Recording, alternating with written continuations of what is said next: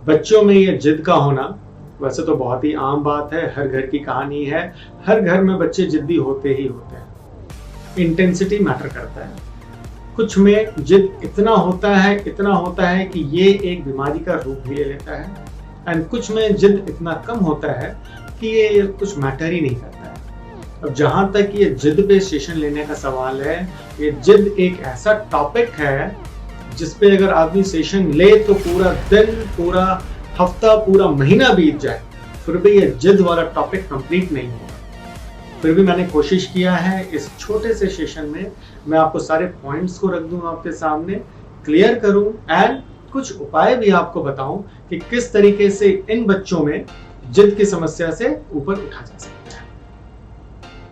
जहां तक जिद का सवाल है, सबसे पहले आपको समझने की बात यह है कि ये एक नॉर्मल बिहेवियर है बच्चों का। ऊपर वाले ने बच्चे को बनाया ही ऐसा है जहां पे जिद का होना एक नॉर्मल फेनोमेना है। अगर आप बच्चे की एक जिद को पूरी करेंगे तो दूसरा जिद उभर कर आ जाएगा, आप उसे पूरी करेंगे तो एक तीसरा जिद फिर से उभर कर आ जाएगा। तो आखिर कैसे, क्या सॉल्यूशन निकाला जाए इस जिद का? इसके लिए सबसे पहला, फर्स्ट एंड फॉरमोस्ट, समझें जरा बच्चे को, जरा बच्चे की जिद को समझें कि आखिर वो किस चीज के लिए जिद कर रहा है, कब जिद कर रहा है, क्या इसका जिद वाजिब है या नहीं है, क्या आप इसके जिद को पूर्ति कर सकते हो या नहीं कर सकते हो, क्या करना चाहिए या नहीं करना चाहिए, क्या जिद को फुलफिल करने से इसका इंप्रूवमेंट होगा या क्या जिद के फुलफिलमेंट से इसका डिटोरेशन होगा। सबसे पहले इस बात को आपको देखना, जानना बहुत जरूरी है। तो जहां तक इस जिद का सवाल है, सबसे पहला काम आप ये कर लें कि आप एक लिमिट बांध लें। आप पहले अपने आप को समझा लें कि कहां तक आप इसके जिद को पूरा कर सकते हैं। सपोज एक लिमिट आपने बांध लिया, आपको लग रहा है कि बच्चा जो जिद कर रहा है वो इस लिमिट के अंदर अंदर ही है, बच्चे को हार्म नहीं होगा, हो सकता है बच्चे को थोड़ा फायदा ही हो जाए, तो इस जिद को फुलफिल करें। लेकिन आपको लग रहा है कि इस लिमिट को क्रॉस कर जा रहा है इसका जिद, ये बच्चे के लिए हार्मफुल भी हो सकता है, यहाँ पे इस जिद को आपको कंट्रोल करना होगा। यहाँ पे आपको कोई इजाजत नहीं देगा कि आप इसके जिद को फुलफिल करो। फॉर एग्जाम्पल, बच्चे इंटरनेट पे, मोबाइल में, टीवीज में, लैपटॉप में मूवीज देखते हैं, कुछ हॉलीवुड मूवीज भी देखते हैं, डिफरेंट टाइप्स का गन भी दिखाया जाता है, कुछ लेजर गन दिखाया जाता है, कुछ बुलेट गन दिखाया जाता है, कुछ मशीन गन आता है, कुछ AK-56, AK-47, कुछ ऐसी राइफल्स भी दिखाई जाती हैं। तो अगर बच्चे के मन में जिद हो गया कि पापा हमें तो लेजर गन चाहिए तो चाहिए, आप चाहे कहीं से भी लाओ, हमें तो लेजर गन चाहिए, आप लेजर गन नहीं दोगे तो मैं आज खाऊंगा नहीं, मैं कल खाऊंगा नहीं, मैं आपसे बात करूंगा नहीं, मैं बाहर जाऊंगा नहीं, मैं स्कूल जाऊंगा नहीं, दिन भर रोते रहेंगे। तो अब आप यहाँ पे अंदाजा लगाएं, क्या ये जिद बच्चे के लिए हार्मफुल है या यूजफुल है? ऑफ कोर्स कोई भी पेरेंट्स बोलेंगे कि ये बच्चे के लिए हार्मफुल है। भाई लेजर गन, एक गन कैसे दिला दे किसी बच्चे को?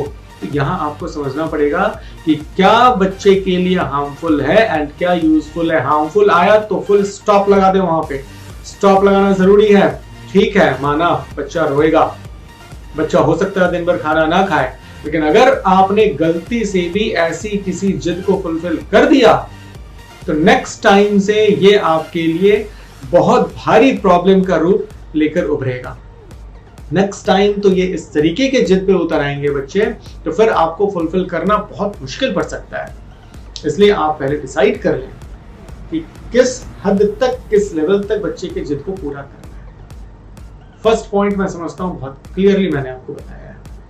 सेकंड पॉइंट में पेशेंस, आपके अंदर धैर्य होना जरूरी है। बच्चे तो जिद्दी होंगे ही, मैंने आपको पहले ही बोला, ऊपर वाले ने बच्चे को जिद के साथ ही भेजा है नीचे, तो बच्चे तो जिद्दी होंगे, लेकिन यहाँ आपको पेशेंसली, धैर्य पूर्वक इन बच्चों को हैंडल करना है। ऐसा ना हो कि जब ये बच्चे जिद कर रहे हैं तो आप भी फिर इस पे उतर आए, कभी मार दिया, कभी डांट दिया, कभी जोर से बोल दिया, कभी उनको अटेंशन नहीं दे रहे हैं।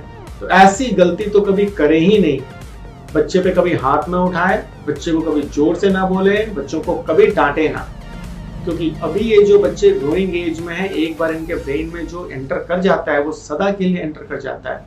अगर उन्हें एक बार इस बात की एंट्री हो गई कि ये पापा या मम्मी तो मेरे से प्यार नहीं करते हैं, मेरे को बहुत डांटते हैं, तो आप मानकर चलें जिंदगी भर ये इसके ब्रेन से आप हटा नहीं पाओगे, चाहे आप उस बच्चे के लिए कुछ भी कर लो आगे चलकर।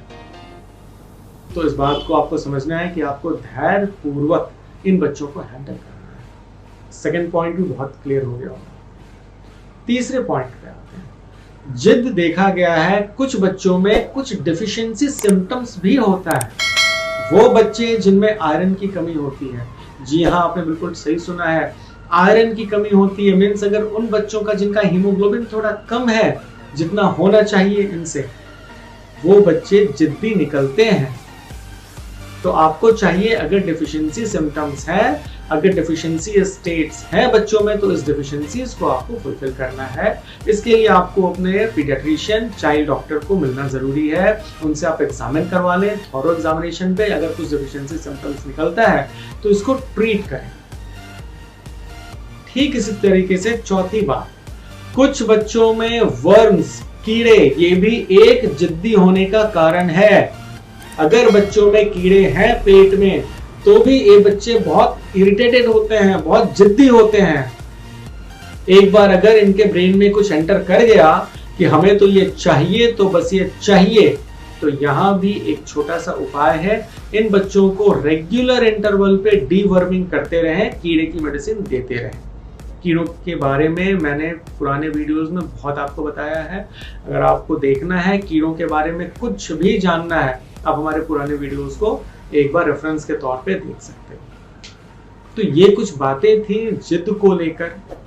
अगर आपके पास भी कुछ और आइडियाज हैं, कुछ टिप्स हैं, कुछ ट्रिक्स हैं, तो आप हमें नीचे कमेंट बॉक्स में डालें। डाउट भी होगा वो भी आपको क्लियर कर दिया जाए। रह गई इस वीडियो से रिलेटेड कोई बात, आप हमें बेधड़क होकर पूछें, आंसर आपको हर बात के मिल जाएगा। Thank you.